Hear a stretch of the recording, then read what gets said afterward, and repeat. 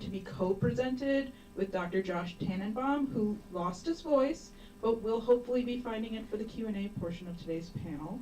Our second talk will be coming from my very own colleague, Rebecca Stimson, also a graduate student in Cinema and Media Studies here at USC. And she'll be talking to us about queer gaming and Monster Factory. And then our third and final panel will be coming from Nikki Crenshaw, a PhD candidate in informatics at UC Irvine, and will be co-presented with Dr. Aaron Trammell, the Assistant Professor of Interactive Media and Digital Games at UC Irvine. And they'll be talking to us about a history of gendered game design. All right, so without much further ado, our first talk. Take it away, Dan. Hello, can you guys all hear me, or should I use the mic? Use the mic. Okay, I got the mic. So yes, again, my name is Gardner. I'm here to talk about a large-scale census of characters and representation in video games, and how we can maybe use this to kind of chart the performative possibilities in games. There's been a running topic of representation and diversity in video games at this conference. We're doing pretty good, right? That's what the kind of overall message I'm getting?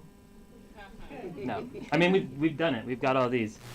So I'm going to say something really controversial about AAA titles, right? I actually had to include this image from last night's keynote because this was my actual next slide. It's even funnier than you think because these are actually two completely non-synchronous walls of white dudes. There are no repeats in his image of white dudes and my image of white dudes. So that's pretty funny.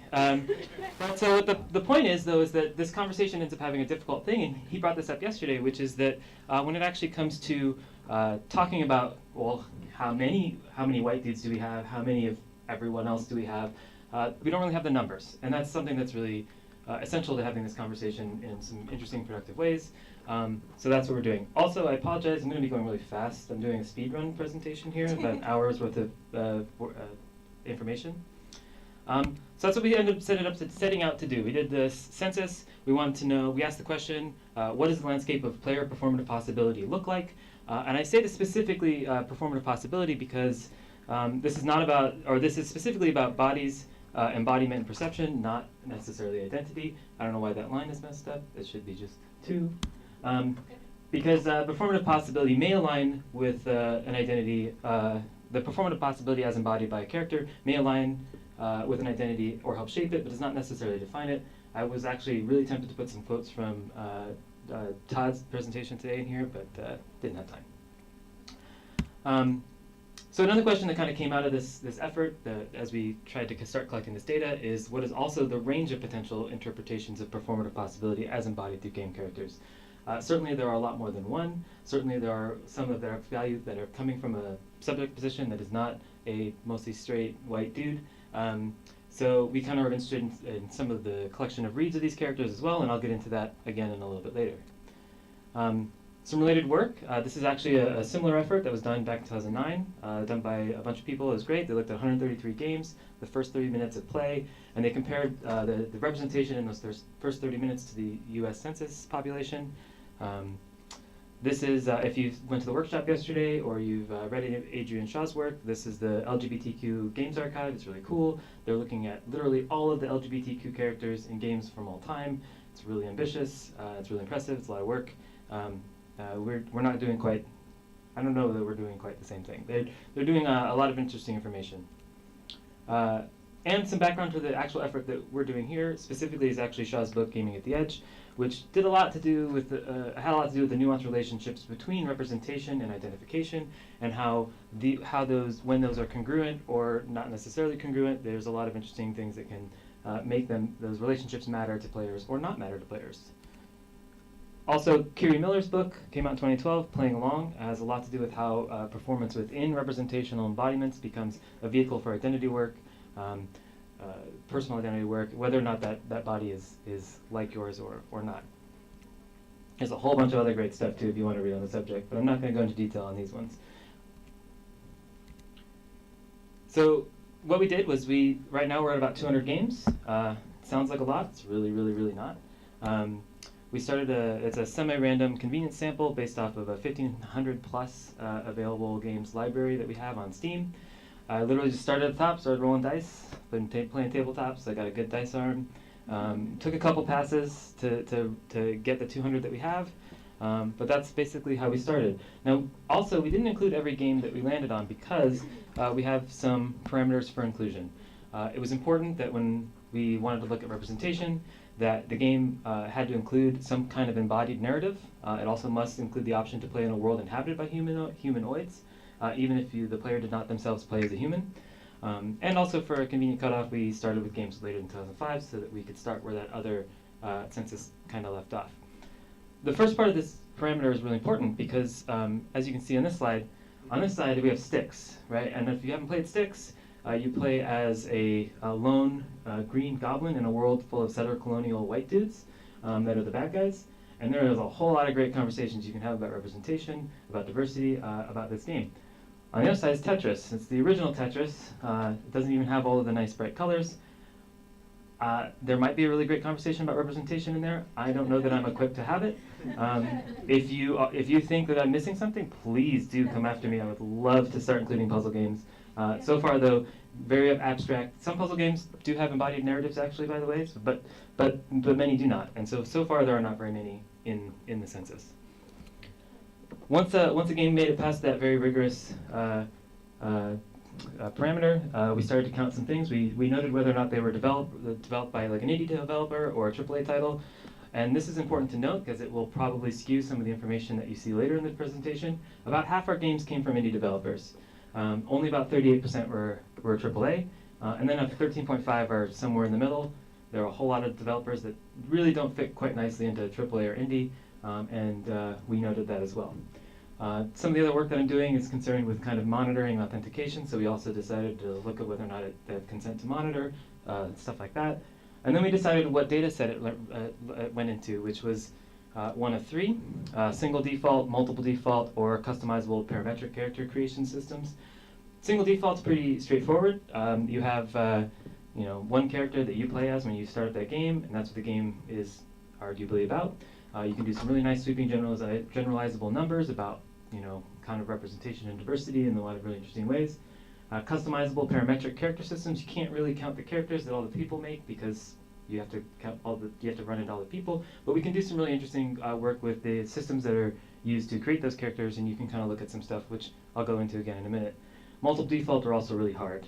We count the characters in them the same way we do the single default. We're still not 100%. We're still working out how to integrate that data because you have one game that maybe has 2 characters, one game that has 100 characters, and that's really hard to put them into the same data set. And then also Rust, which is like basically its own category because it's like everyone has their own default character that's unique from everyone else's. I don't know what to do with that. But there's also a lot of really, really great conversations about representation that occur, especially the people who are very mad when they added gender. But so going on to single default characters, we collected a whole bunch of various potential demographic identifiers, some easier to collect than others. And I'm going to go through these actually kind of individually with the game The Fall. Has anyone in here played The Fall? A couple of you. All right, well, as it says, there's a spoiler warning for the all but 2 of you who have played this game. I'll kind of warn you with spoiler muffs, and that way you can avoid the 1 or 2 spoilers that I might do. I'll try not to ruin too much. So the game of the fall, these are the main characters, and I say these not because there are 3 of them, but because this is the same character from 3 different angles, but not spoiler, in the intro cutscene, you actually find out that you're playing as a suit-mounted AI who is concerned for the safety of their non-responsive pilot within them. And so, keep that in mind as we go through some of these categories. What species would you say that you or the player is taking on in this context? Well, I don't know, because I don't know what species AIs are, and I also can't see the pilot. And, spoiler muffs if you're concerned, if you played at the end of the game, you find out there is no pilot. So, deep philosophical questions makes it very difficult to answer that question. Common use broad ethnic demographic identifier. This is my incredibly long-winded way of not saying race or ethnicity. As you might have noticed, I have race up on species. I come from anthropology, so saying race when I'm talking about different kinds of humans is very difficult for me, because that's not what it means. It's even more difficult when you're in games when you actually have races, like elves and orcs and other things that aren't human, so you actually can't use the same thing. I can't use ethnicity, because actually white and black contains ethnicities. They are not themselves necessarily an ethnicity, things like that. So This is the best I have for now. Does anyone know what this one's going to be? Yeah, it's undetermined. I can't see the non-existent pilot, and I don't know what ethnicity or anything the AI is. This also can be really hard in a lot of other games that are less deeply problematic with philosophy. This is Clementine from The Walking Dead. There are gobs and gobs of pages of forum discussions and arguments about people very invested in what her ethnic background is, and a lot of disagreement. You can find it yourself if you'd like. Apparent sex, yeah, I don't know, for all the reasons listed before. Apparent gender presentation, now I could certainly make an argument that in some ways there are some stereotypically male things going on, but I don't know if you can see it in the light, but the middle certainly has a bit of an hourglassing on the thing, and you know, I don't know. So I'm gonna go with that as well, especially with the AI thing going on. Age, we also collect for age. We do both a stated and an apparent, because you might have a 300-year-old vampire who looks like a 16-year-old, as noted in a previous discussion today. So that's important to kind of see the kind of representation of different age groups. But again, in this case, undetermined. Apparent ability. Now this was something that we also struggled with a great deal. This is the one and only category, I think, that we actually were able to kind of somewhat agree on what to necessarily call these characters. Supernormate, and technologically supernormate. And if you're not familiar with the term, normate effectively means unmarked by difference, or big quotes, average, within the context of the game. And I mean those quotes pretty largely. Now ability is a really tough one too.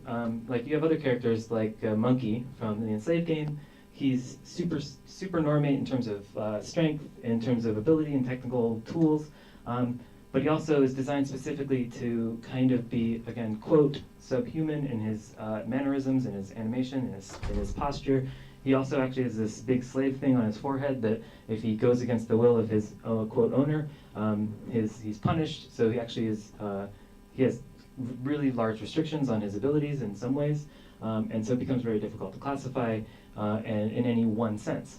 And so that's something that we've kind of struggled with, and we're going to kind of go to a check all that apply, and so they can be both sub and super in different ways.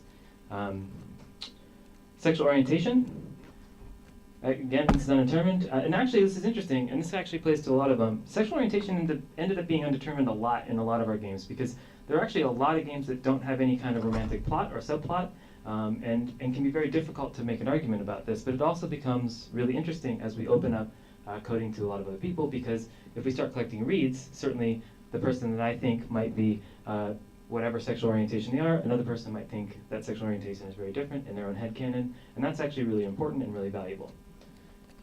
Economic background is something that we also started collecting. I started collecting this specifically at first because I noticed that even though there were a lot less female characters, a disproportionately large amount of the female characters came from royalty or from wealth, which I don't know what that says either.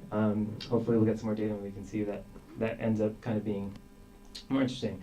But again, undetermined, you kind of crash out of space into a deserted landscape and you don't really interact with anything economically. This is all to say, basically, this is a really tough character. I picked this one specifically because they're really hard. And I say they because, especially at the beginning, you're controlling effectively two overlapping kind of synchronous bodies. You have one person that is controlling another body. It's very, very difficult to read. Many of the characters are much more familiar. There are a lot of humans. I have the exact numbers I can show in Q&A or something, but most of the characters are human. They are familiar, broad ethnic categories to most of us, and they have a lot more interesting things. But these are actually the kind of characters that make this a really interesting effort. So I wanted to use them as an example. As an example, this is just like a one run of numbers in terms of that broad ethnic category. As might not surprise you, there's a lot of white dudes. And again, this might be skewed by the fact that we had a lot of indie games, but yeah, 57.3 were white males. That's better than I thought.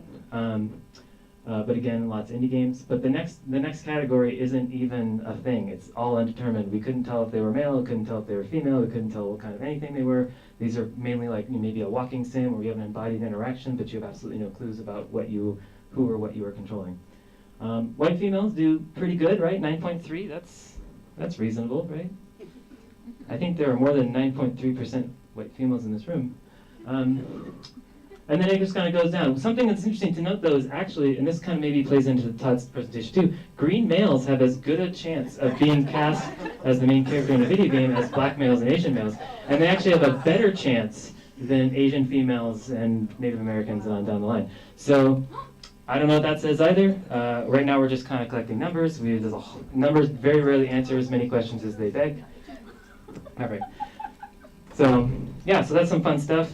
That's compared to the U.S. Census, although as it says at the bottom, exact numbers for some of the smaller minorities are actually really difficult to find, agreeable numbers. So some of the smaller numbers are actually estimates. There's still a long way to go, is basically the best answer we have from the beginning of the presentation. So findings, term customizability, how do you chart an unequal equality of landscape of unique features? Basically, you find widgets that operate similarly on the character, and you try to find patterns, and you also try to find novel and uniquely functioning widgets that may complement or complicate patterns in standard things. And so I have some examples of those. Read-only memories, if you guys have played that, came out of the GameX community. The only customizable feature you have is pronouns, and nothing else is visible of the player character. Saints Row 2 is actually, interestingly, a very awesome place for unique customizable widgets. It's one of the few games that allows males to wear makeup, or male-defined characters to wear makeup. It also, Saints Row, the series, allows you to equip any voice track that's available to any character you create. And also, starting with 2, has the body shape bar, which they actually changed the shape of it in later games. And this one has its own breed of awesome and crappy, which we'll get to. Here's a picture of it. So the middle is the all-neutral character, as defined by the system. Everything is in the middle. Over there is more masculine, over here is more female. Or feminine. You might have noticed it goes to 50 to negative 50. I don't know what the design decision about that is. But at least we can say that they put it on a spectrum. Maybe they just didn't need to numericize it. It might have been a little bit better. But it's still really interesting that rather than at the beginning of the thing selecting male or female, you are actually going in and saying, where on the spectrum do I feel like I want to make my character? And that at least is something that's interesting and hard to find. If you played Guild Wars 2, this actually wasn't in our data collection, but I had to include it because it's like my favorite awful sexist, awfully hilarious sexist customized option. Females in Guild Wars 2 have this extra bar, it's probably hard to see, where they can control the puffiness of their cheeks. Male characters don't get to do that. I don't know why, but that's fun. And so to kind of start wrapping it up, there's basically 2 stories. One is so far we're starting to get some empirical quantification of inequalities in video game representation, and it doesn't really look that great. But the other big one is that this can't ever be one person's job. Like no one in this room I think is actually really equipped as a single entity, or even maybe a small collection of entities, to kind of make a definitive census of representation in video games. It requires reads from various subject positions, identification about identification rather than identities. So it turns out we were doing a pilot study, not a study. All the data that I collected is now one datum in a broader study that we hope to do while we open up data collection to all of you, for instance, and a lot of other people on the internet, in creating a census of reads rather than characters. This character might be red, straight 75% of the time, gay 10% of the time, etc. Same with ethnic background, things like that. That becomes a much more interesting data collection. We also want to hope to look at animation and body language, movement style. Movement style is actually something you can select in some games, but not very commonly. And then possibly like optional skin selections, especially when intersecting with movement. So in conclusion, despite limitations, this kind of work is an important step toward improving the discourse of representation in video games. It makes the conversation a lot easier to have in a precise manner rather than saying anecdotally. We all know there's a lot of white dudes, we can all agree on that, but there's different ways you can have that conversation when you can actually start to point at numbers and say, wow, it's actually even worse than I thought, or or especially when you start correlating it with indie or developers or other things like that, you can actually start to make some more precise arguments. And also has broader implications about how these systems present or allow the construction of characters, but that operate paraludically rather than ludically, can still dramatically impact player experience before you even enter into the game. So thank you very much. I have some acknowledgments for the people who kind of gave us some coding feedback and some analysis feedback, as well as donated a bunch of games to us. Thank you very much.